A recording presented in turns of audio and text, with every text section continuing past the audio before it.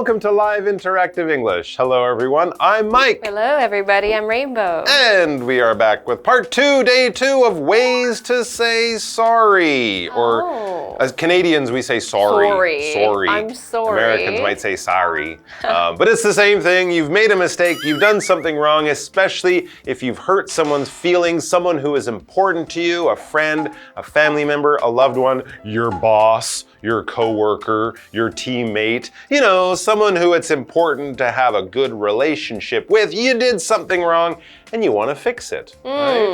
So yesterday we learned how to say sorry, even if you're not sure you need to. That was part 1. And also part 2, we had forgetful sleepy Gene and his the missing birthday cake. Yeah. So that one was about making amends. This is something I'm familiar with. I kind of have a busy job. I make my own schedule. And sometimes I end up having 2 jobs at the same time on the same day. Or I didn't write it down in my little book or put it in my phone. I'm lying in bed and at 10:30 in the morning, someone calls me and says, "Hey, where are you? We're all here waiting for you."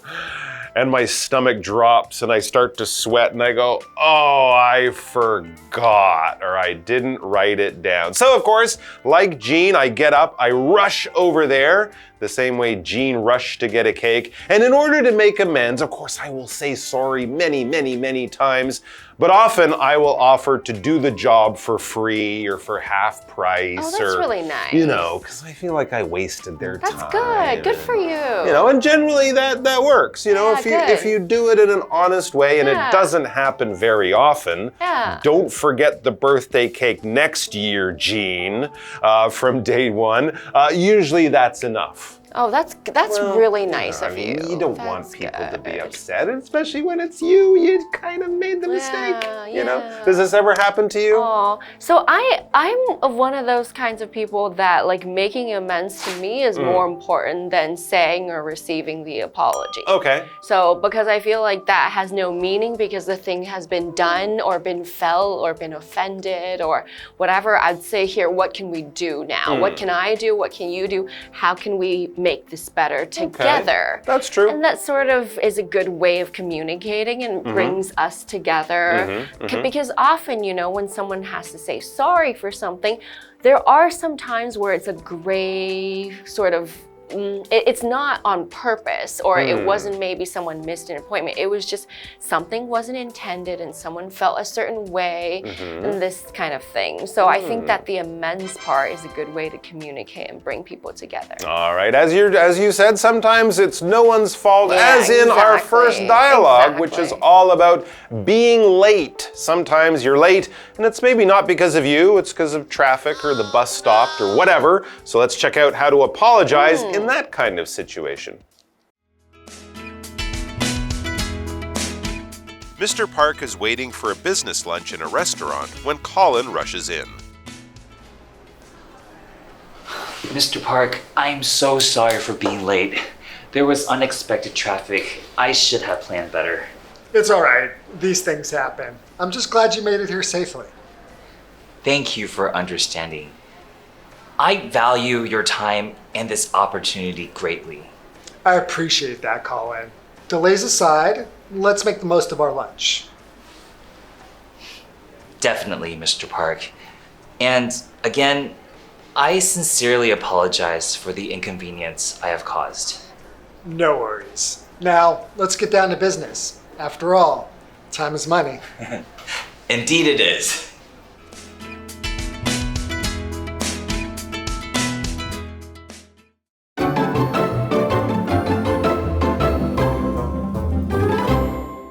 All right, so yes, part 3, the first dialogue for today is apologizing for running late. Running late is like being late.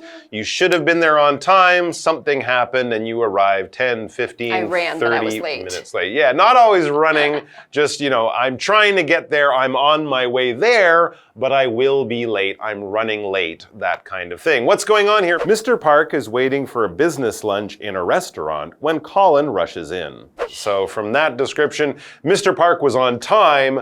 Colin was probably the guy running late. That's why he rushes in quickly, looking sweaty, nervous, and a little bit upset. Mr. Park, I'm so sorry for being late.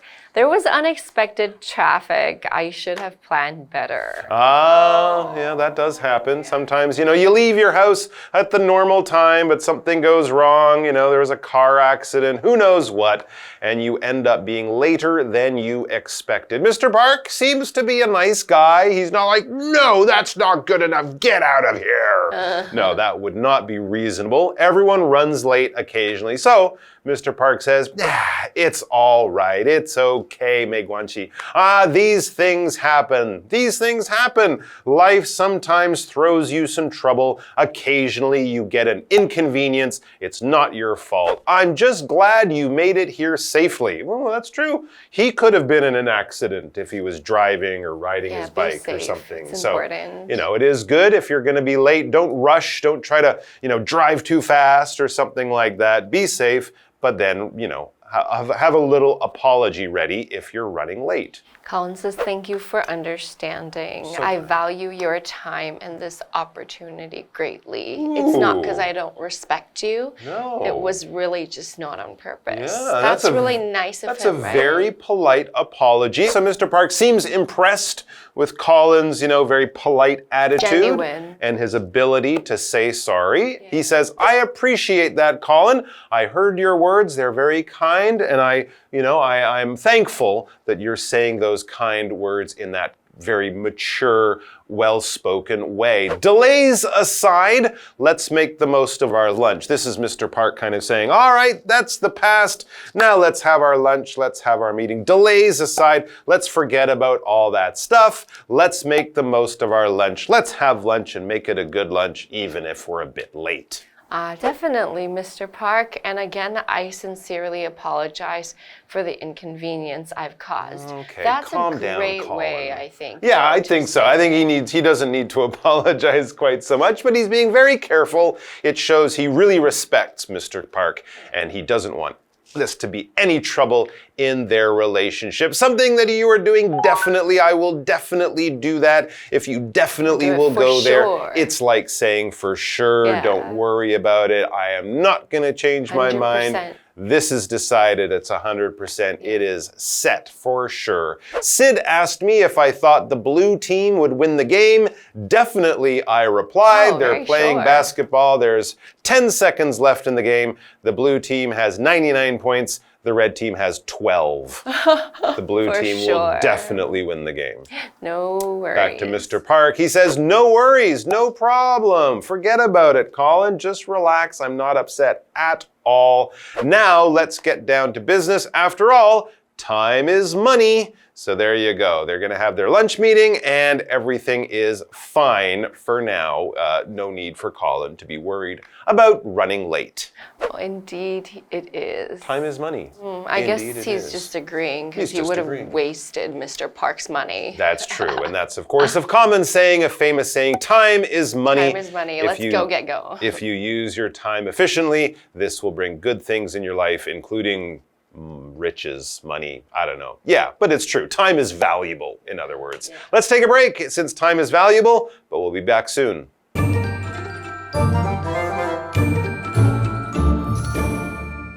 Hello， 大家好，我是 Hanny。今天要继续来看两段关于道歉英语的对话。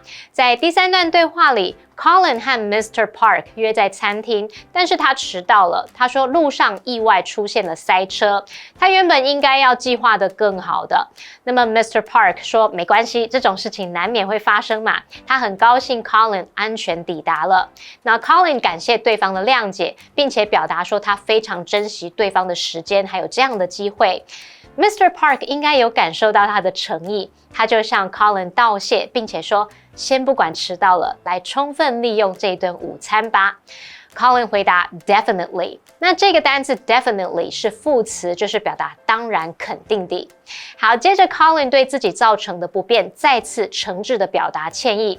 这时候 Mr. Park 回答说 No worries. Now let's get down to business. 意思是没关系，现在让我们言归正传吧。那他用到 get down to business 就是表达开始做正事。那这边两个重点，我们要进入文法时间。好，我们来看第一个重点是 should have 加上过去分词 PP， 这是表达早应该做某事却没有，那带有遗憾的语气。而否定的 shouldn't have 再加上 PP， 则是表达不应该怎么样，但是却做了。好，举例来说 I should have gone to bed earlier last night. 我昨晚应该要早点上床睡觉的。或是I shouldn't have stayed up last night. 我昨晚不应该熬夜的，可是你都做了。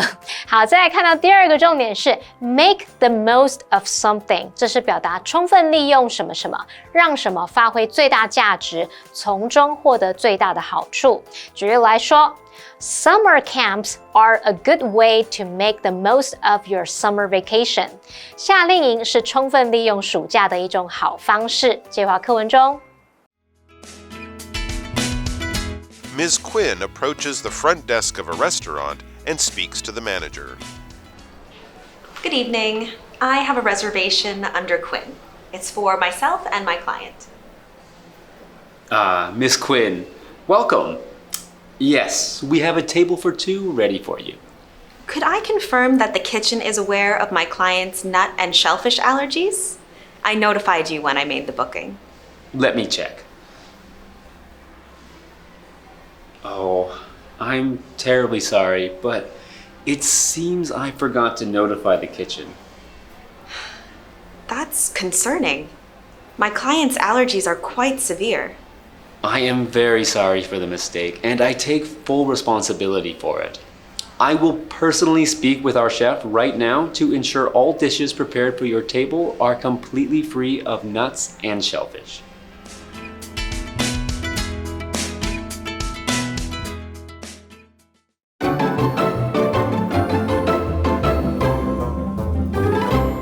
All right, so our fourth dialogue, all about saying sorry, is saying sorry at work. Maybe apologizing for a mistake, apologizing to a coworker, a team member, or even worse, your boss, because you made a mistake, you're afraid you'll be in trouble or even fired, and nobody wants that. So yes, when you make a mistake anywhere, one of the important things is to recognize that you have made that mistake. And here, no, we don't mean recognize like, hey, see that guy? I know that guy. That's Bob. I'm recognizing Bob. Or if I see, hey, there's a pink car. I know that car. That's my Aunt Julie's car. No, we're not recognizing like that. Here, we're kind of being aware of, we're noticing, we're paying attention to something, we're acknowledging something. So basically, you do something wrong and you go, yeah, that was me. I did it. Here, that's my mistake. Here's what happened. You know, I'm not trying to say, oh, I had no idea. It wasn't me. No, you made a mistake, and then you have to say, yes, I recognize,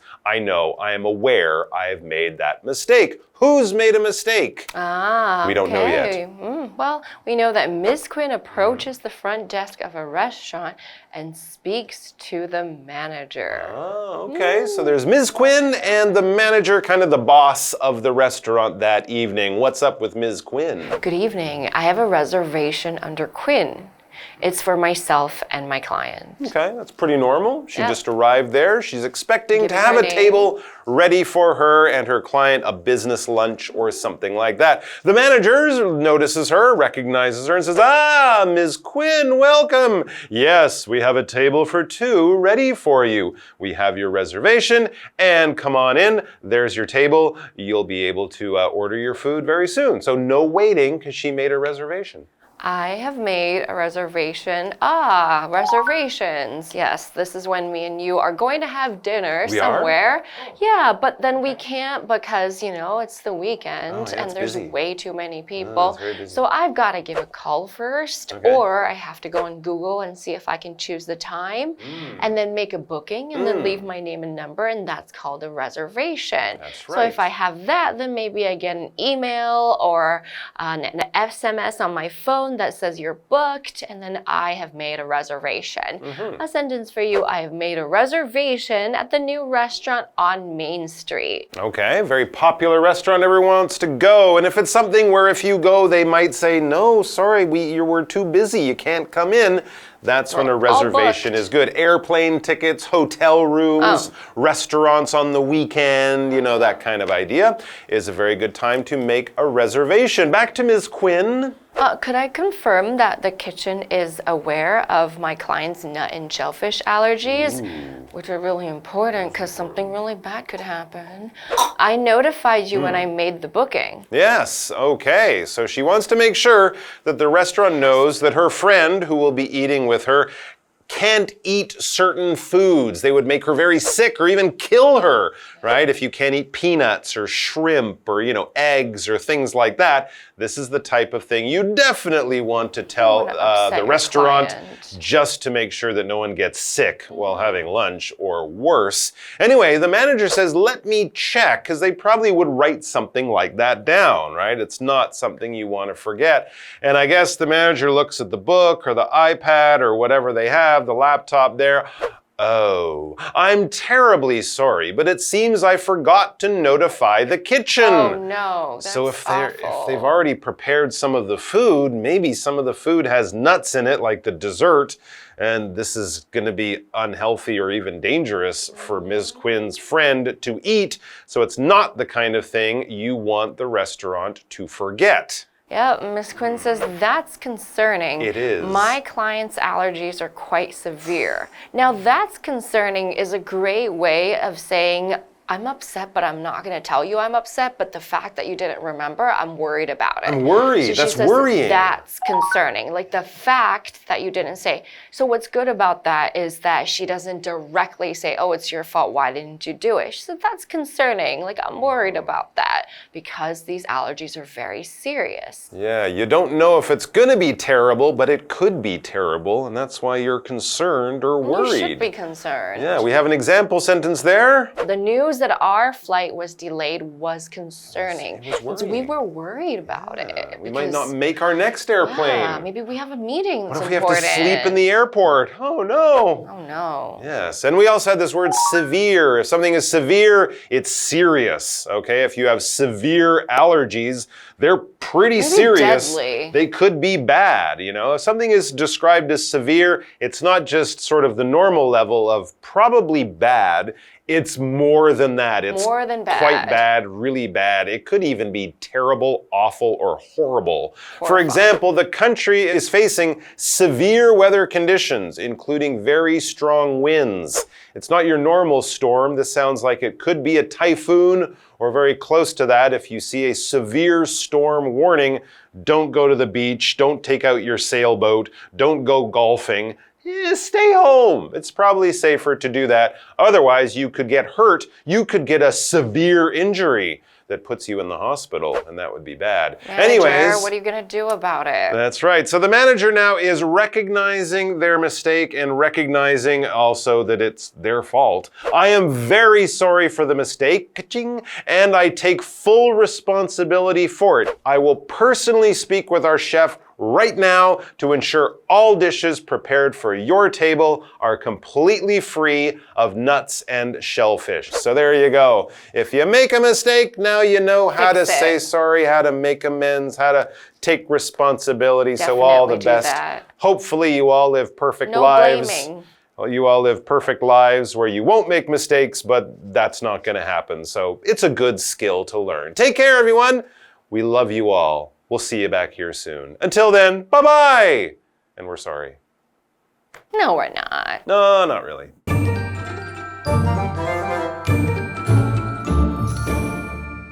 第四段对话的标题是 recognizing a mistake at work， 承认工作上的错误。那标题里面用到动词 recognize， 在这边它是指承认或是知道。承认知道某件事是事实。那么 Mike 老师在解释单字时，他用到 acknowledge， 就是在 knowledge 前面再加上 ac， 那构成这个动词表示承认、认可。对话一开始啊，我们看到 Miss Quinn 她走向一家餐厅柜台来跟经理交谈。她说她有预约，是替她自己还有客户来预约的。经理确认之后，有说帮她准备了一张2人桌。那 Miss Quinn 就进一步确认厨房有没有注意到她的客户对坚果和贝类过敏。她在预定的时候有告知餐厅。这时候经理查了一下，马上道歉说她似乎忘记通知厨房了。Miss Quinn 表明她的担忧，并且提到呢，她的客户过敏非常严重。好，那这时候经理他除了道歉，还说会负起全责，现在就会亲自去跟他们的厨师说，以确保所有的菜肴完全不含坚果和贝类。单字 reservation 它是个名词，表示预定、预约。那么 concerning 是形容词，形容令人担心的、让人不安的。severe 则是形容严重的、严苛的或是剧烈的。那补充单字 shellfish 是表达甲壳类海生动物或是贝类动物。Allergy 则是过敏反应、过敏症。那么 chef 这个字啊，它是指厨师，像餐厅或饭店的厨师，或者是指主厨。好，那么以上是今天的讲解，同学别走开，马上回来哦。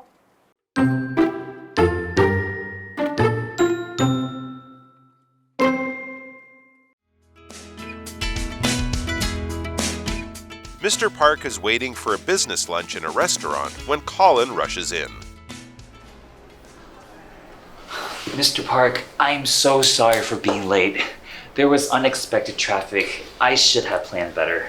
It's all right. These things happen. I'm just glad you made it here safely. Thank you for understanding. I value your time and this opportunity greatly. I appreciate that, Colin. Delays aside, let's make the most of our lunch. Definitely, Mr. Park. And again, I sincerely apologize for the inconvenience I have caused. No worries. Now, let's get down to business. After all, time is money. Indeed it is.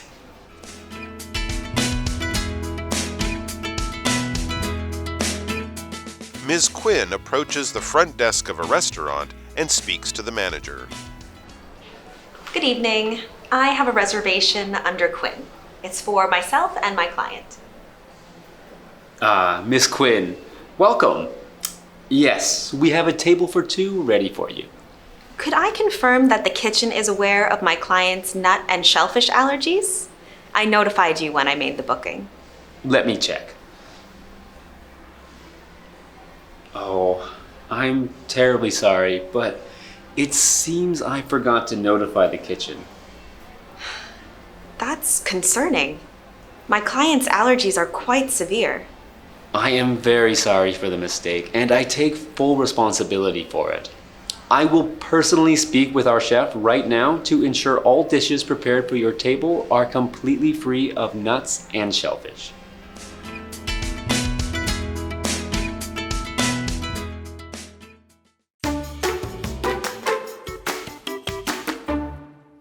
Hey, it's KiWi on the street. I'm Kiki. And I'm Winnie. Oh, Kiki, you are so cute. Did you know that you are just the bee's knees? Bee's knees? My knees are normal. That's not very nice. Okay, no. Kiki, this is a very common phrase, and it's actually a compliment. Oh. It's talking about how sweet you are, how nice you are. You're just the bee's knees. Oh, I'm sorry. It has nothing to do with your knees. Your knees are fine. Okay, so in English, sometimes there are idioms and phrases that might not be what it seems, and it might actually mean something else. So today, we are going to work on some phrases. Let's go. Let's work on our phrases. Okay, the first one is 振作 or 打起精神. Keep one's chin up. Chin up. Chin up. Keep one's chin up. Keep one's chin up. Keep one's chin up. Keep one's chin up. Is that correct? Yes, that's correct. 1 point for you. 哽咽. Lump in one's throat. Lump in one's throat. First, chest. Lump in one's throat. Lump in one's throat. That was a quick answer right there. Yeah. Are you confident? I think so, yeah. Yeah? Lump in one's throat. Sounds like the second one. The second one. Okay, lump in one's throat. And you are correct. Very, very good. What have we learned today? We heard a lot of new phrases today. Let's learn more about them. The first one is keep one's chin up. This phrase originated from America in the late 19th to early 20th century. The first time it appeared in written form was in a newspaper called the Evening Democrat. The article read, "Keep your chin up. Don't take your trouble to bed with you."